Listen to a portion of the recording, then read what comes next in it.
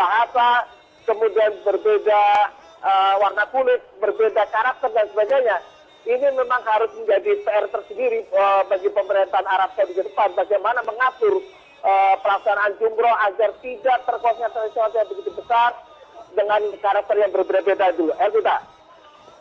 Ya, jadi informasi yang sebelumnya kami dapatkan bahwasanya salah satu penyebabnya adalah memang karena terjadinya penumpukan akibat sempitnya waktu yang ditentukan oleh Kerajaan Arab Saudi yang memperbolehkan jemaah untuk melakukan lempar jumroh ini adalah kemungkinan penyebabnya adalah itu ya?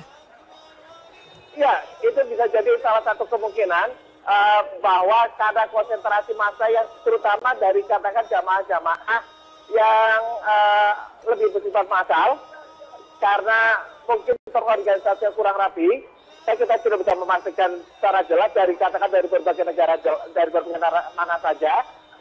Tetapi mungkin yang bisa saya informasikan Elvita, bahwa sampai saat ini saya belum bisa menerima informasi apakah ada jamaah haji Indonesia yang menjadi korban dalam peristiwa tersebut.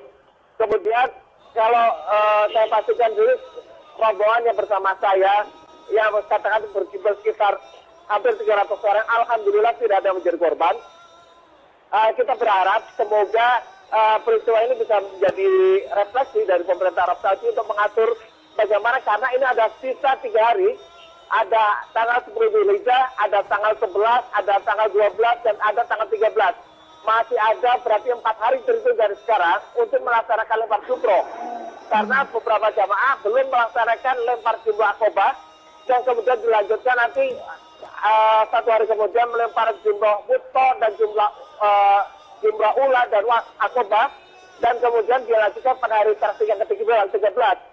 Harusnya dalam sisa hari tasyrik ini 11, 12, 13 Dzulhijjah, pemerintah Arab Saudi bisa mengatur agar penumpukan konsentrasi jamaah tidak terlalu besar, ada manajemen waktu yang lebih memadai. Saya tidak tahu persis juga apakah jadwal kami bersama rombongan yang akan melaksanakan lempar jumroh pada malam hari itu akan sesuai schedule, mengingat transportasi sampai saat ini tidak bergerak sama sekali. Sama sekali di depan saya tidak bergerak, banyak kendaraan yang dimatikan mesinnya. Para jamaah juga terlihat bingung, entah harus bagaimana. Kita tidak bisa memastikan apa yang akan terjadi dalam 1 atau 2 jam ke depan. Apakah misalnya pelaksanaan jumroh bisa dibuka dalam waktu dekat, karena bagaimanapun melempar jumroh merupakan wajib dari pelaksanaan ibadah haji. Elvita. Ya, Saiku, Anda sendiri sudah melakukan lempar jumroh atau belum?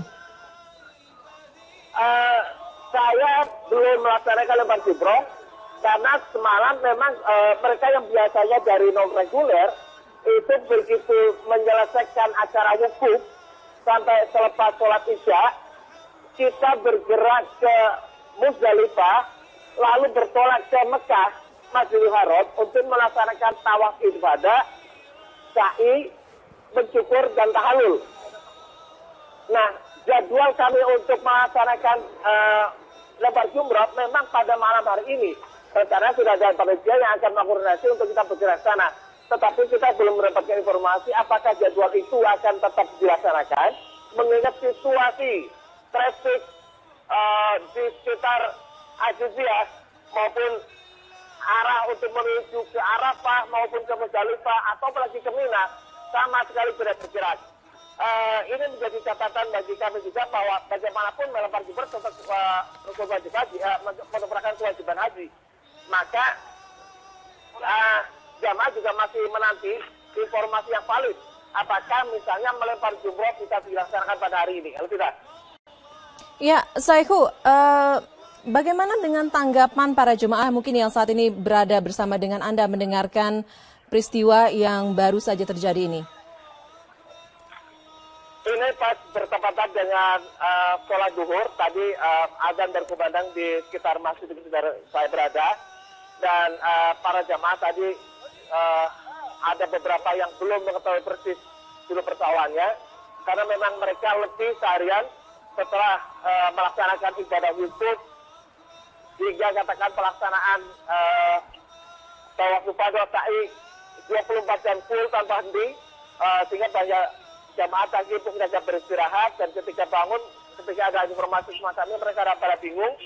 Mereka juga baru menyadari bahwa ini bisa menjadi ujian bagi jamaah Indonesia sendiri, dan apakah kemudian menunggu instruksi lebih lanjut. Apakah kita pada malam hari ini akan tetap bergerak ke Mina untuk melaksanakan lempar jumroh, karena sampai saat ini belum ada informasi yang valid tentang pelaksanaan jumroh akibat tragedi yang menewaskan ratusan orang di Mina. Elvira. Saiku, bisa Anda jelaskan seberapa jauh posisi Anda saat ini dari lokasi pelemparan jumroh? Dari jarak saya ke Mina, sebenarnya bisa ada jarak sekitar antara 3 sampai 4 kilometer. Kita berusaha untuk bisa mendapatkan akses ke sana, tetapi saya bersama kameramen Bambang Haryo juga masih berpikir keras bagaimana katakan akses ke sana, karena sampai saat ini tidak ada kendaraan. Kalaupun misalnya harus untuk bergerak menuju ke sana untuk memastikan peristiwa itu terjadi seperti apa, maka ya kemungkinan besar kami harus berjalan kaki, karena tidak ada satupun transportasi yang bisa kami andalkan untuk bisa menuju ke sana. Sudah. Ya, baik. Terima kasih Saihu Bagowi. Untuk informasinya kita nanti akan menghubungi Anda lagi untuk mendapatkan informasi terbaru sehubungan dengan tragedi yang terjadi di Mina ini pada saat pelaksanaan puncak ibadah haji pelemparan jumroh. Saihu. Ya, pemirsa, kembali mengulangi informasi yang kami dapatkan sebelumnya. Kami mendapatkan informasi telah terjadi sebuah tragedi di Mina saat pelemparan jumroh yang diakibatkan oleh adanya kericuhan dari para jemaah yang sedang melakukan lempar jumroh. Dari informasi yang beredar masih simpang siur, tetapi setidaknya dari informasi yang kami dapatkan ada sekitar 220 orang tewas dan 400 orang lainnya terluka dalam peristiwa ini. Informasi ini sendiri kami dapatkan dari aparat keamanan sipil setempat, dan jumlah korban ini juga masih kemungkinan bertambah karena hingga saat ini belum ada kepastian jumlah yang pasti. Dari keterangan rekan-rekan kami yang saat ini berada di Mina, diketahui bahwasannya salah satu indikasi atau kemungkinan terjadinya kericuhan ini adalah sempitnya waktu yang diberikan oleh pemerintahan Arab Saudi bagi para jemaah untuk melakukan lempar jumroh. Jadi adanya penumpukan jemaah di suatu tempat yang mungkin mengakibatkan adanya pergesekan di antara para jemaah sendiri. Dan dari informasi yang disampaikan oleh rekan kami Saihu, saat ini suasana di sana cukup padat dan akses jalan ditutup sehingga tidak ada kendaraan yang bisa lalu lalang untuk saat ini.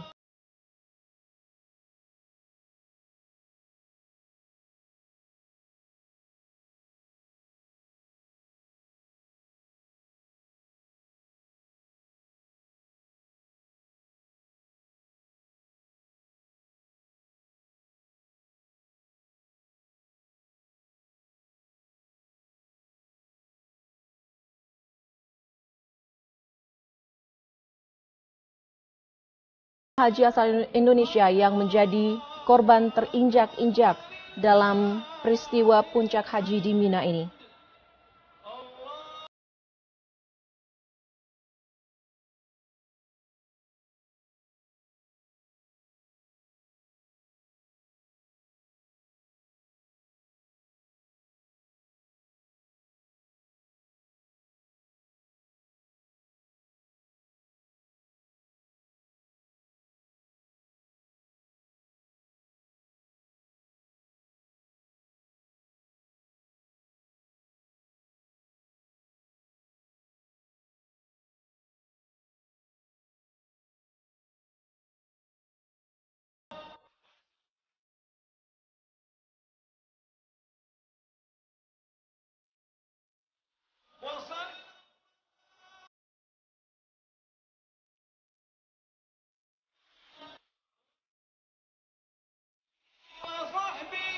Pemirsa, sejak subuh waktu Mekah, jalan sepanjang Masjidil Haram menuju Mina macet total. Kemacetan diperparah dengan tidak adanya polisi yang mengurai kemacetan. Dan berikut laporan Saiku Bargowi dan juru kamera menuju ke Mina. Ya pemirsa, jalan sepanjang Masjidil Haram menuju Aziziyah sampai saat ini macet total. Tadi kami sempat berjalan dari Masjidil Haram sekitar pukul 4. Namun pukul 08.40 kami baru sampai di Aziziyah, tepatnya di Asisa. Biasanya perjalanan yang bisa ditempuh hanya sekitar setengah jam, kali ini ditempuh dalam 3,5 hingga 4 jam. Kemacetan semakin parah pada siang harinya. Pada hari ini, pada jam ini, saya lihat banyak orang-orang yang berlalu lalang. Para jamaah juga lebih banyak turun dari angkutannya. Klakson berbunyi di mana-mana, sampah berserakan di mana-mana. Mereka semua berharap bisa menuju ke Mina untuk melaksanakan jumroh. Di sisi lain ada beberapa juga jamaah yang mengambil arus berlawanan untuk menuju kota Mekah untuk melaksanakan tawaf ifadah. Tidak ada polisi yang mengatur lalu lintas di sekitar kemacetan ini. Jadi bisa kita bayangkan kemacetan mencapai 6 km lebih. Kalau misalnya kita runtut dari perjalanan dari Masjidil Haram menuju Aziziyah ini, saya tidak tahu persis bagaimana ujung di menuju Arafah, tetapi tidak bisa diperkirakan bahwa jalan dari Aziziyah ke Arafah pun mengalami kemacetan yang sama. Dari Aziziyah Mekah, saya Saiku Bargowi, Bambang Haryo, Metro TV. Ya, pemirsa, rekaman yang baru Anda saksikan tadi diambil oleh rekan kami Saiku Bargowi sekitar pukul 8 pagi waktu setempat. Sedangkan peristiwa tragedi yang terjadi di Mina terjadi pada pukul 11. 3 jam sebelumnya Anda bisa melihat bagaimana kepadatan dan kesemrawutan arus lalu lintas dan juga para jemaah yang ada di sana. Laporan terakhir dari Saiku mengatakan untuk saat ini terjadi sedikit lebih padat lagi, bahkan kendaraan yang ada di wilayah tersebut sama sekali tidak bergerak karena pihak kerajaan atau juga pihak yang berwenang menutup akses jalan di sana. Kita akan jeda dulu pemirsa, kami masih akan melanjutkan Breaking News Metro TV.